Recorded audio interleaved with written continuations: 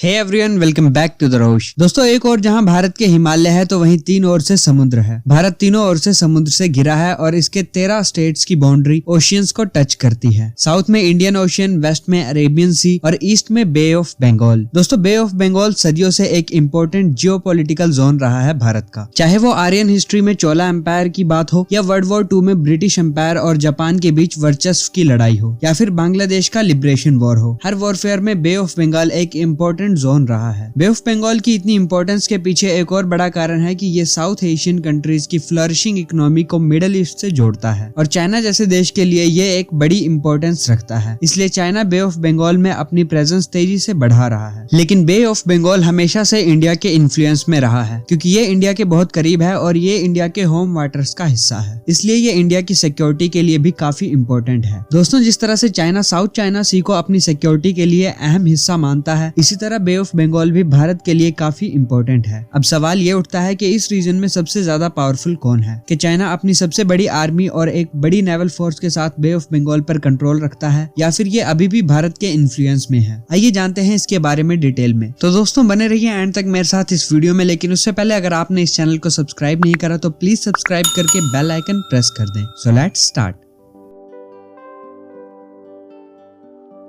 दोस्तों, चाइना का interest bay of Bengal में दो कारणों से देखा जा सकता है। एक तो चाइना का बेल्ट एंड रोड इनिशिएटिव और दूसरा चाइनीज नेवल फोर्स के बे ऑफ बंगाल में रेगुलर एक्सपेंशन। इन सब के बावजूद चाइना लगातार ये कहता रहता है कि इंडियन ओशन और बे ऑफ बंगाल में उसके मैरीटाइम इंटरेस्ट सिर्फ और सिर्फ इकोनॉमिक है। लेकिन बीते दिनों में हमने चाइना की कुछ ऐसी हरकतों को देखा जो ये बताती है कि चाइना का मकसद सिर्फ इकोनॉमिक ही नहीं बल्कि जियोपॉलिटिक्स भी है। दोस्तों, चाइना आज के टाइम एक एक्सपोर्ट ओरिएंटेड कंट्री और मैसिव मैन्युफैक्चरर है। हमें भी पता है कि किस तरह से हम लोग आज चाइनीज गुड्स पर निर्भर करते हैं, जबकि बॉयकॉट चाइना की भी बात हमेशा होती रहती है। चाइनीज मिलिट्री आज अपनी इकोनॉमी के दम पर दुनिया की सबसे बड़ी मिलिट्री पावर है। ऐसे में चाइना के लिए मिडिल ईस्ट का मार्केट हमेशा इंपॉर्टेंट है और उसका एक्सेस बे ऑफ बंगाल से ही मिलेगा। मिडिल ईस्ट और यूरोप में अपने प्रोडक्ट्स बेचने हो या फिर मिडिल ईस्ट से फ्यूल इंपोर्ट करना हो, दोनों में ही चाइनीज इकोनॉमी के लिए स्ट्रेट ऑफ मलक्का एक क्रूशियल रोल प्ले करता है, जिसके रास्ते South China Sea Bay of Bengal से जुड़ता है। ऐसे में अगर चाइना ने स्ट्रेट ऑफ मलक्का को सेफगार्ड नहीं किया और कॉन्फ्लिक्ट के वक्त स्ट्रेट ऑफ मलक्का में ब्लॉकेड हो गया तो चाइनीज इकोनॉमी पूरी तरह से बैठ जाएगी। दोस्तों, चाइना अब स्ट्रेट ऑफ मलक्का के डायलेमा से बाहर निकलने के लिए अल्टरनेटिव्स ढूंढ रहा है, जिनमें से बेल्ट एंड रोड इनिशिएटिव और पाकिस्तान में China Pakistan economic corridor main है। सीपीईसी के तहत चाइना को डायरेक्ट अरेबियन सी का एक्सेस मिल जाएगा और एक और ऑप्शन है चाइना के पास, जो कि proposed Indian Bangladesh Myanmar economic corridor है, जो चाइना के यूनान को डायरेक्ट बे ऑफ बंगाल से जोड़ देगा। ऐसे में इन प्रोजेक्ट्स को सेफ रखने के लिए चाइना लगातार बे ऑफ बंगाल में अपनी नेवल प्रेजेंस बढ़ा रहा है। चाइना अपने कई शिप्स बे ऑफ बंगाल में अंडर वाटर सर्वे करने के लिए भेजता रहता है। इसके अलावा उसने कई सबमरीन्स भी यहाँ पर डिप्लॉय कर रखी हैं। इन सब के अलावा चाइना ने बहुत से पोर्ट्स को भी लीज पर ले रखा है, जैसे श्रीलंका में हम्बनटोटा और म्यांमार का कोको आइलैंड। कोको आइलैंड की हेल्प से चाइना इंडिया की नेवल एक्टिविटीज पर नजर रखता है और इन सब के बावजूद भी एशियन गवर्नमेंट चाइना के लगभग सभी प्रोजेक्ट्स का वेलकम करती है, क्योंकि उसकी फंड मोबिलाइजेशन बढ़िया होती है, जो हमेशा एशियन गवर्नमेंट्स को अट्रैक्ट करती है, जो कि चाइनीज इन्फ्लुएंस को दिखाता है। लेकिन क्या इन सब के बावजूद बे ऑफ बंगाल में चाइना अपना इन्फ्लुएंस जमा पाया है? आइए जानते हैं।